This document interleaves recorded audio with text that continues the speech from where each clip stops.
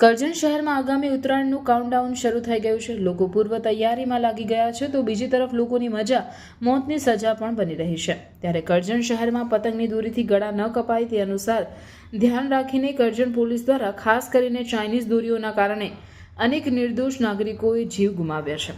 ત્યારે આ વખતે પણ આવી પતંગની દોરીઓથી લોકોના જીવ બચાવી શકાય તે અનુસંધાન કરજણ શહેરના નેશનલ હાઈવે નંબર 48 પર કરજણ ધાવડ ચોકડી, મિયાગામ ચોકડી સહિત જગ્યાઓ પર બાઇક સવારોને વાહનો પર સેફટી ગાર્ડ લગાવવાનું સરાહનીય કામનું આયોજન કરજણ પોલીસ દ્વારા કરવામાં આવ્યું હતું।